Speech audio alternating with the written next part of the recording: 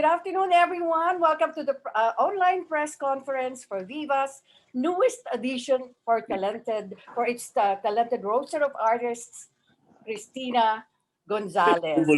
Before we start our press conference, allow me to acknowledge the presence of our dear friends, of course, makasamahan natin sa industriya from the entertainment press. Welcome, everyone.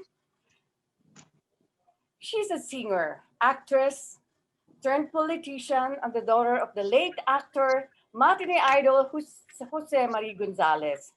She started out her showbiz career as a singer in 1985, wherein she's known as Kring Kring Gonzalez, and eventually ventured into acting as she first appeared in FPJ's film Pamilya Banal. She also starred in several films like Pedrito Masangkay, Walang Bakas na Iniwan, Nasa Gabing Mamulat si Eva, Bad Boy 1 and 2, Bikining Itim, Kailangan Kita, and Sana Kahit Minsan.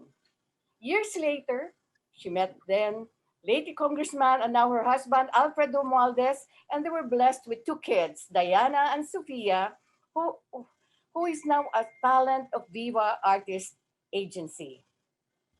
Without further ado, please welcome the newest addition to Viva's roster of artists, Cristina Gonzalez. Hi, Kring Kring. Hi everyone. Hi Tita Aster. Hi Tita Ricky. It's so nice to see you after it's been a while. And everybody, hi everyone. Eugene Asis, Senador Angelino, andyan sila at makasamahan natin sa industry. Hi everyone. Hi guys. Miss you all. Kumusta na? How does it feel now, Kring, that you're now part of Viva family? Tita, I'm excited, kasi alam mo naman, Tita, na, nasubukan ko na lahat, di ba?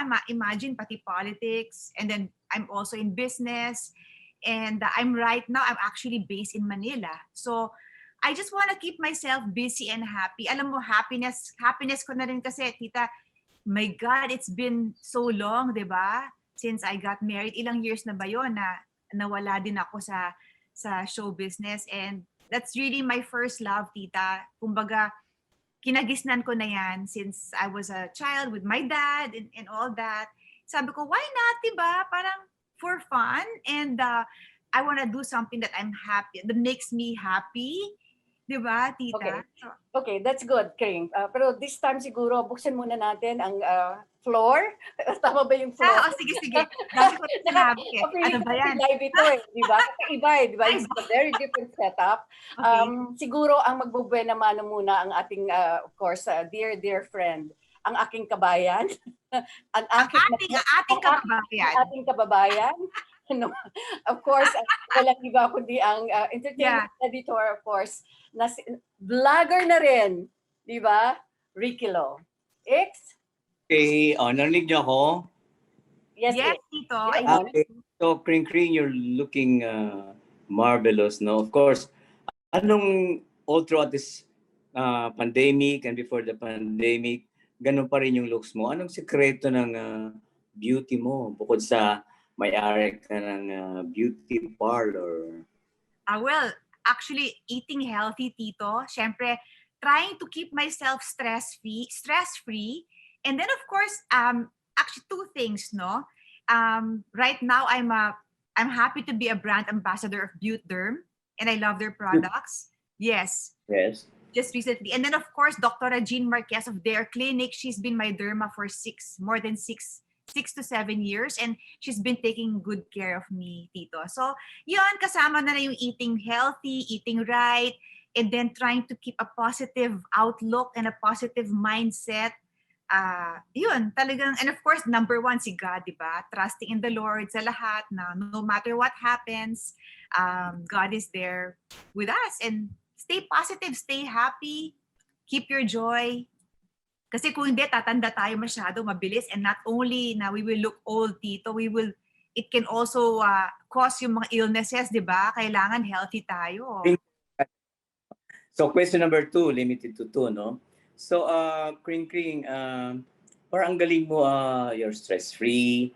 How do you deal with problems? It seems na hindi ka nagpapadala sa problema, di ba?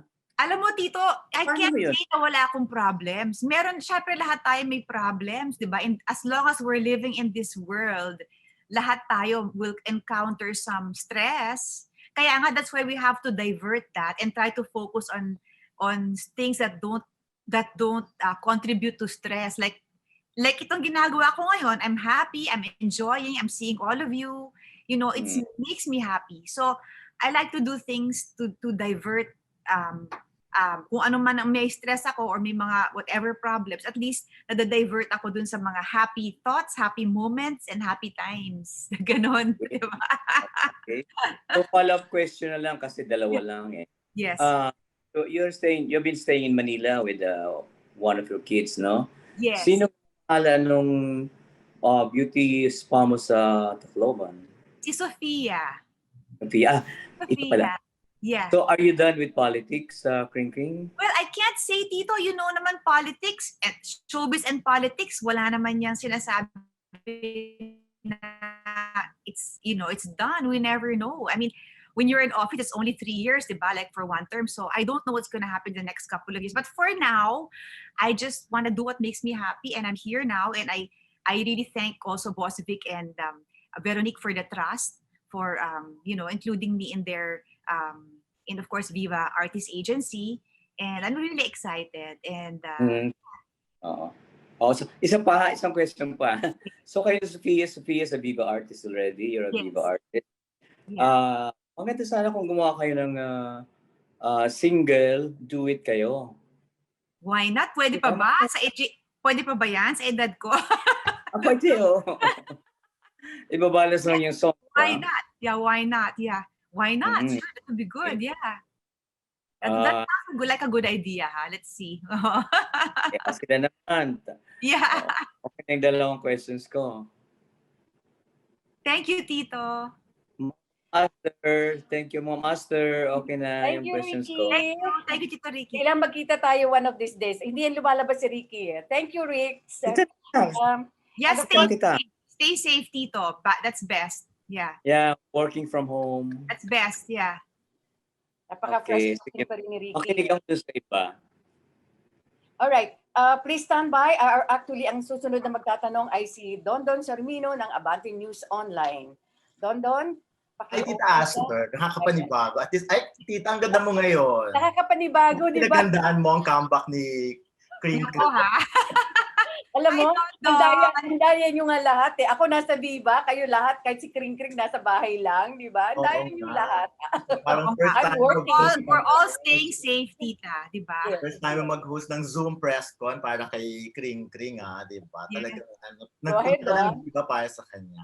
But anyway, Kring Kring na lang tawag na masanay kasi kami Oh doon naman! Go! Yeah. Ano yung ngayon na nag-comeback ka, ano yung mga pwede mong gawin at hindi mo pwedeng gawin base na rin sa parang sa kagustuhan ng husband? Alam mo, my dear, kahit na siguro at my age, hindi naman siguro parang, I don't think Viva would offer me the same roles I used to portray before, di ba? Siyempre, age appropriate din. Pero I would like to do comedy or like, yung mga funny, di ba? Meron naman mga funny roles or let's say, okay lang naman ako maging mother ng beautiful young, things like that. And hindi naman ako masyadong mapili sa Of course, obviously, at my age, sino bang magkikissing? I mean, I don't think women actresses at my age, I'm 50. So parang medyo hindi naman siguro yan ng parang linya ko na at, di ba?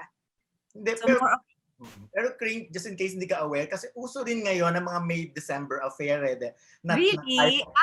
Okay. Diba? Kaya nga parang may mga Angel Aquino and Manila Blues that type of films, mga ganun. Yeah.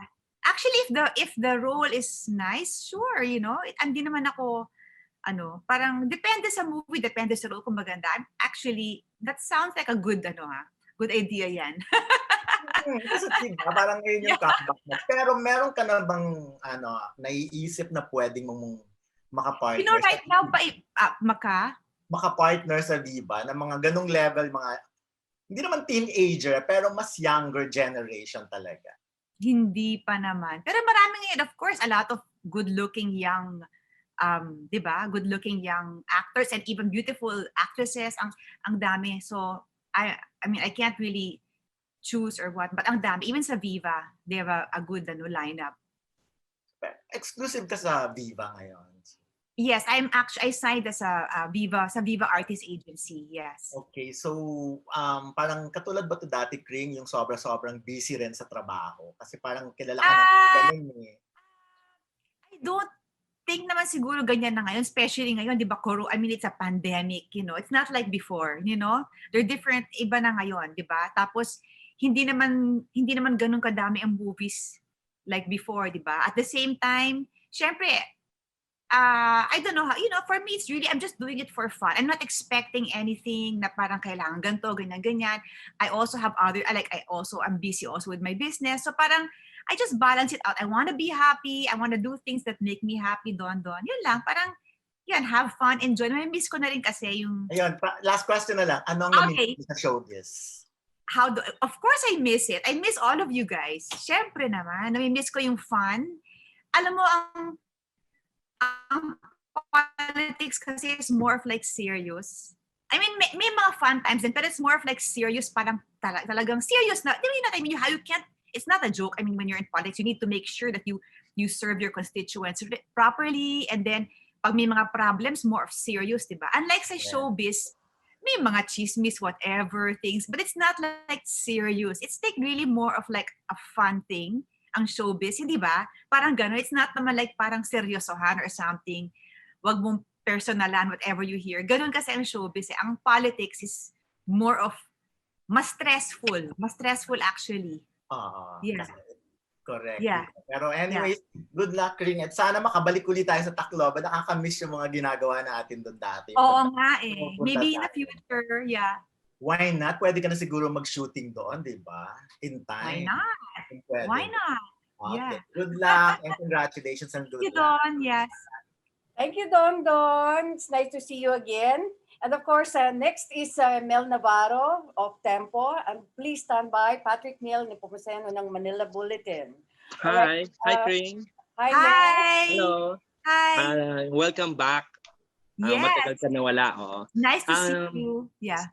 Tanong ko lang, yung 9 years kang councilor, no? And then 3 years kang mayor. Oo. Ano yung feeling mo, greatest achievement mo as a politician or as a public servant in your town? Well, I was really focused on women. Yung mga ginagawa kong projects for the women. One was when I newly sat as councilor in my first term, we were able to build a women's shelter, women and children shelter sa Tacloban. Home yan ng mga kabaihan ng mga inaapi or abused men or abused children or mga orphans. So doon namin nilalagay kasi at that time wala pang place in Tacloban City. Ang meron kasing place in Leyte for the region, meron sa DSWD. But it was the first home, and it's still there. It's our first home for the women and children. So yun ang isa. Another was my livelihood projects. Also helping the way we call this Christina's Learn and Earn. So we had a team of teachers. We teach mga vocational courses like yung mga hair cutting, manicure, cooking, o ganun, easy courses, t-shirt printing, para sa mga kababaihan din. So yun, I think, ang nagawa kong tulong sa Tacloban. Okay, tapos sa showbiz naman, syempre, nakita namin yung stardom mo, di ba?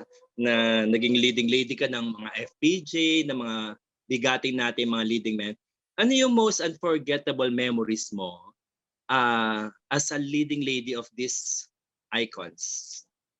Oh, I was not the leading lady of FPJ. I was a niece of FPJ. Correct. Hindi ako leading lady niya. That's my first. Pamangkin ako niya doon. Of course, I worked with, of course, a bad boy with Robin Padilla. And then I've worked with Richard Gomez, Aga Mulak, Cesar Montano. Actually, most of the leading men in my generation, siguro, especially yung mga action movies nila, or sexy movies, nakatrabaho ko sila. And, hindi mo makakalimutan? Ano bang hindi mo makakalimutan? Pwede mong balik-balikan memories. Ang dami kasi, I can't just say one eh. Ang dami mga Siguro mga may time nga may movie. Hindi ko lang maalala kung sino yung leading man ko. May movie kami na doon kami sa may bundok. And parang walang restroom kasi hindi pa uso noon yung mga RV eh. Yung mga, diba, they have those RVs. Hindi pa uso at that time. Oo. Walang restroom. So I remember I had a malong. Oo. Pupunta lang kami sa may book. Doon kami nagre-restroom. Ganon ang mga na-experience ko noon. May time naman na doon kami sa isang malayong beach sa Quezon. I think kasama ko si Zoren noon eh. Si Zoren Legaspi kasama ko noon. He was my leading man. It was I think Bad Girl movie ko. Yeah, I 1990. remember may girlfriend siya noon. Walang telepono, wala pang cellphone. Hindi pa uso yung cellphone noon, dear ha. Pager pa At lang, that time. pager. So Beeper. may girlfriend siya noon, tinatawagan niya yung girlfriend niya, ha? Beeper I pa lang, won't mention pager who. pa lang. Basta tinatawagan, pupunta siya dun sa may parang PTNT or something, yung malayo. He would walk really far just to call. Sabi, grabe to, walang phone. Well, talagang maglalakad to call. Doon kami, pumipila kami. May boyfriend din ako noon. So, pumipila kami doon sa telephone, na yun, napakalayo. Kasi wala nang telephone, walang communication. For 1 month, wala pang lock-in noon, but I think it was Regal Films. So, I'm not so sure who Regal Films or Seiko Films. But it was really, yun, talagang malayo. Hindi ka talaga makaka-uwi. Kasi parang 10 hours ang drive. So, doon kami with the whole cast and everybody. And yun, hindi ko makakalimutan yun. Pero ngayon, high-tech na kasi wala nang we have phones and everything. So, lang at that time. Bakit ba lang yung uso nun? One bonus question, Tita Aster. Isa na lang. Ano yung pwede mong gawing tips or mabibigay mong tips sa younger generation of actors? Kasi ikaw, pinagdaanan mo maraming taon na nagbida-bida ka rin. Ano mga tips mo sa younger generation? Syempre, number one, yeah, take it easy. Be professional. Be professional, act professional. Be kind. Number one, talaga be professional. Be on time. And it's a job. It's not something that, of course, it's fun, pero it's still a job. It's work pa rin siya. So kailangan you treat it as work. Ganun. That's how I would look at it. And of course, stay humble kasi marami dyan, konting, di ba, parang bago pa lang Yung mayaba. Medyo akala mo, na. So, stay humble. Hello, It's not like, di ba, ang showbiz kasi, it's not naman like, I would say, mostly temporary yan. Hindi naman yan permanent talaga, di ba? Na nandyan ka. So, syempre, lahat tayo, we will age and we will, di ba, we will get married one day, ganun. So, nag-iiba-iba din yung ng career mo. Just stay humble and be kind to everyone. Kahit sino, kahit especially sa shooting, kahit water boy lang yan, kahit yung nagsiserve ng treat them all pantay-pantay. Thank you so much. Congrats. Welcome back. Thank you so much, Mel. And of course, this time we have Patrick Neal Nepomuceno ng Manila Bulletin. Patrick, are you there? Yes. Hi, Miss Atran here. Hello po. Yes. Go ahead. Hi, Patrick. Hello, Miss Christine. For my question po, so I was asking po na you return now and we want to know what influenced your decision. Is it a call or a movie you've recently watched? I know, actually before pa naman yan, na parang namimiss ko talaga yung showbiz. Kaya lang before, I was living in Tacloban. So, I was living there for like almost 15 years So, talagang hindi ko naman siya magawa kasi since busy ako, talagang walang time. But I just miss it. And then I was offered by Viva. And then, of course, parang, I've known Boss Vic for many, many years. I've worked with them already and his daughter, Veronique. So parang it's something I can't refuse. And it's something that I said earlier, keeps me happy. Yun, parang makes me excited, keeps me happy. And syempre, kailangan naman medyo mag-relax naman tayo, di ba? Na parang to enjoy and do something you really enjoy. This is something that I really would enjoy. Naalala ko talaga na enjoy ko tong work na to ever since. So parang sabi ko nga excited ako. Excited talaga ako. Yeah. And your fans, I'm sure they're really excited for your return. And yeah, I hope so. Yes, of Yes. course. Yeah. And for my next question, inline din sa question ni Sir Mel kanina, doon naman tayo sa side yun as a singer because we've known that you've started in sprinkling and all. We want to know your advice for younger generations ngayon kasi you're veteran of that Well, larangan. number one, whether you're a singer, an actress, a TV host, kung ano man ang work mo in the entertainment industry, number one, like I said, I answered that earlier, be professional, you know, yun, ganon, just be professional, treat it as work, and then stay humble.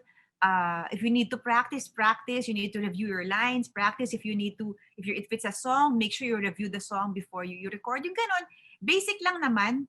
I think it's more of an attitude, a good attitude towards yung ginagawa mo. And people around you will see na when you have a good attitude, makikita naman nila na masarap pala katrabaho to kasi okay yung attitude nila. Ganon. So kailangan ganon. Kasi when you're on the set or when you're in anything, when you're doing anything sa industry na showbiz industry, marami ka kasing magiging kasalamuhan ng mga tao, di ba? And mga katrabaho. So kailangan pakisamahan mo lahat yan. Di ba? So yun lang. And I think when you're young, syempre when you're younger, I guess you will learn naman along the way. Thank you, Miss Christina. Looking forward for your future projects. Yes, thank you. Thank you so much, Neil. And of course, Thank you, next Neil. is Junel Istiliore from Cinema Bravo. Please stand by, Kate Adahar and Mr. Eugene Asis. Okay, let's go to Junel now. Junel, are you in? Hello po. Yes po. Hi, Janelle. Good afternoon. Yeah. Good afternoon Go po. Hi. Ang question ko po, was there ever a time na nagsisi kayo sa mga nagawa niyong projects before? Or something in your showbiz life na you wish you had done differently? Well, actually, to be honest, yeah, may mga role ako na nagsisi. Ako, of course, I was young. When you're young and, you know, syempre, may mga competition and you're like, you know, you're young and you want to be like, syempre, your goal is, to be honest, when you're that age, syempre, gusto mo talaga yung successful yung career mo and everything. May mga role talaga na para, sana hindi ko ginawa. But I won't mention what na. Pero, but at that time kasi, maybe kailangan nun, diba? And at that time, yun ang trend or whatever. But whatever it is, along the way, I learned from it. I learned a lot. And I've met so many people along the way. I've worked with so many people along the way. And so, all in all, wala naman akong regrets as a whole in general. So, yeah.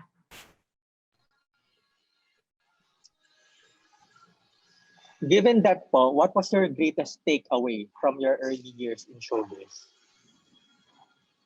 Takeaway or lesson from my earliest years in showbiz? Actually, Yes.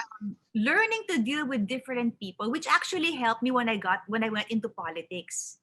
Because you know, when you're in showbiz, kailangan nga lahat, 'di ba? Lahat nakakasalamuha mo. And for me, I was like, I would treat everyone the same, you know, like whether sa pinakamababa or director or whoever, ganon. And makikisama ka dun sa mga, you know, na mga jokes. It's, di ba? May mga lokohan, mga fun, samahan, which nadala ko nung naging counselor ako, and then later naging mayor din ako, na nasanay ako na makipagsalamuha sa iba-ibang klaseng tao, kumbaga all walks of life. And to be kind to people. I mean, I guess it's normal, kahit di lang naman sa showbiz, diba? I think it pays to be kind to people. Not everyone is kind to you. We know that, diba? May mga iba-ibang ugali yung mga tao at mga character yung mga iba-ibang personalities. But as much as possible, ganun kasi ako, I wanna stay happy, diba? I mean, it's no matter what's happening around you, stay happy. So, ganun. Yun lang attitude ko. Okay, thank you po for the good positivity that you are reflecting. Thank you. Thank you so much, Junel Istiliore ng Cinema Bravo. Next is Kate Adahar. Next is Eugene Asis. At ang ating final question ay manggagaling kay Aina Medina ng Rise and Shine Pilipinas PTV. Hi, good afternoon. Hi, good afternoon, Ms. Hi. Kasi you've always been tagged as one of the most beautiful faces in the industry. Pero ever po ba naka-experience din kayo ng disadvantage of being known for your beauty? Parang ganyan. Well, ang disadvantage talaga niyan, I mean, to be honest, I realize it now at my age na para bang, syempre, all of us will age. Di ba? So para bang minsan may parang pressure, may parang slight pressure. Na syempre when you're young, hindi naman yan forever. Kahit anong gawin mong derma, kahit anong gawin mong pagpa-beauty, you can't maintain your looks. So kumbaga, we can't just rely on our looks. And that's not it. Kasi we're all gonna age, di ba? So parang that's one thing. Another pressure is parang people na parang, especially us, let's say in social media, they see you like tumaba ka, nagkaedad ka, nagkalaylay, whatever. You know how people, especially now with the social media now, they bash you. Ay, tinan mo si Christina, ano na, gores na, yung mga ganon, alam mo yun, mga ganyan, mga statement, di ba? Which talagang tatanda naman tayo lahat, di ba? So, we just have to, siguro, accept me kasi I accept whatever the Lord gives me, kung ano nangyayari. Just be happy with yourself, be kind to yourself, but you can't. I learned not to pressure myself. Of course, I take care of myself. I eat right. I go to my derma and and all that. But syempre, I don't wanna have that as my first priority na parang stress na ako dahil ganun. So or what people will say. Kasi usually it's also people worry about what people will say, di ba? Usually ganun. But I don't want to worry about that. Like I said earlier, it's not gonna help you if you just keep worrying about all those things. Why worry? I mean, even if you worry, it's still gonna happen. So just be happy. Thank you. And ngayon po kasi nauuso yung mga May December love affair sa stories. In case lang may magandang project, may mga naiisip po ba kayong artists na gusto ko itong maka-work? Nako, yun pala na kanina yun ang question din nila kanina. Alam mo, wala akong naisip na artist in particular, but that sounds like a good story, ha? I'd watch that in Viva Max, no? So wala mo. Yeah, I don't know, but there's a lot of good young actors. I mean, in Viva, I just don't know how young. I mean, meron, di ba? Huwag naman teenager or whatever. But ang daming mga good luck. Well, sino ba yung mga young actors ng Viva ngayon? Can you name? Marco Gumabaw. Oh, yes, Marco Gumabaw is very good looking. This one. Sian Lim. Yes, Sian Lim. Ang dami. Yan, Sian Lim. Ang dami talaga actually. So I can't really say, but that sounds like a good storyline. Thank you and congratulations. Okay. Thank you so much, Kate. This time, of course, we have the editor, columnist ng People's Journal, may kumpare, Eugene Assis. Pare? Hi. Pare, are you there? Wow. Yes, I am. Genius. Okay. Vlogger din ito, vlogger. Okay, pare. Okay. Nice to see you. Good afternoon sa iyo, Ma'am Aster, at saka sa iyo, Mayora. Hi, Christine. Eugene. Miss you. Yeah, miss you too. Anyway, medyo late ako pumasok doon sa Zoom, but I don't know if this was asked already. Nagkaroon ba ng yung formal meeting, gathering of the family before you signed up with Viva? At ano yung napag-usapan nyo ni Mayor at saka ng dalawa mong prinsesa? Actually, hindi naman. Kasi hindi naman sila nakikialam sa when it comes to like my, even sa business. Or I have my own, parang decision. And so, when it comes to even sa anak ko, di ba, she signed also with Viva. So, wala bang problem yun. I don't think I don't see any problem with that. Mm-hmm. Yeah. Okay. Tapos, may mga nakalatag na bang projects like, halimbawa sa TV? Because, syempre ngayon, okay, maraming pelikula yung Viva, but then, hahanapin ka rin ng fans sa TV. Meron bang mga projects? Yes, it's being discussed now. We're still discussing it. So, we'll let you know pag kung meron. Oh, okay. Tapos, ano ba yun? Gusto mo drama or comedy or what? We'll see. Depends sa, of course, comedy is fun, drama is fun, that's all good. So, depends sa storyline and all that. So, yun lang. But I'm excited, I'm excited to, it's fun di ba? For me, I just enjoy that different roles. So, iba-iba, exciting. Mm-hmm. Congratulations. Finally, nagkaroon din ng kasagutan yung mga sinasabi namin sa iyo na kailan ka babalik? Yan nga yan tagal na, no? Grabe. Oo. Yeah. Welcome back to Showbiz. Thank you. It's nice to see you all also. Miss you all.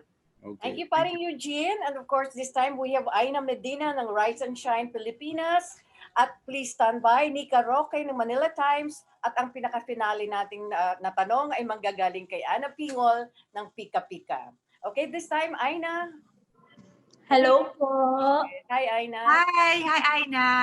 Hi po, Miss Queen from Hi. Rise and Shine Pilipinas po. Morning show ng PTV. Hi. Yeah. Yes. Hi, nice to meet you. Nice to meet you po. Okay, ang first question ko po is, syempre ngayon na nasa Viva ka na, for sure magkaka-projects ka po ng movie, teleserye. Willing pa po ba kayo na magpuyatan dahil syempre ang mga shoot at taping ay umaabot ng morning and lalo ngayong may COVID, nakauso na po yung lock-in taping. So considering po na you're living a comfortable life na, okay pa po ba sa inyo yun?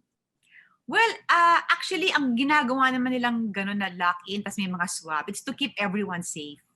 So, syempre, I also consider yung safety, di ba? So, mas safe talaga yun. Eh, syempre, my kids are big na kasi I have my 21-year-old and my 17-year-old. So, kumbaga, I have all the free time. I'm based in Manila. So, it's okay kung let's say mag-lock-in tape, hindi para lang ako nag-out of town, hindi ba? Ganon. Depende. Eh kung beach pa, mas maganda pa. Mas enjoy. So, I mean, actually now I don't really go anywhere. I really stay safe. Most of the time, I just stay home. I go to Intramuros, to Pacho Victoria, or to my mom. Ganun lang talaga ako. Hindi ako naglalakwatsa.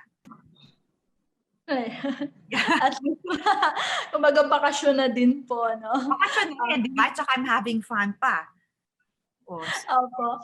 Okay, for my next question po is, eto medyo po, since kanina nga po napag-usapan niyo na ni Miss Kate yung sa mga iisipin ng ibang tao, di ba, sa pagbabalik niyo. So, paano po, ito pong pagbabalik niyo ngayong 2021 ay may kinalaman po ba sa 2022 elections? Kasi for sure, maiisip po yan ng ating mga netizens. Yeah, I can't naman answer kasi we don't naman know. Elections is actually matagal pa yan, 2022 dear, di ba? So hindi ko pa naman alam kung ano yung decision ko. But so far now, I'm not in politics now at this term. I'm resting, and at the same time, I'm enjoying. And I'm actually in Manila most of the time.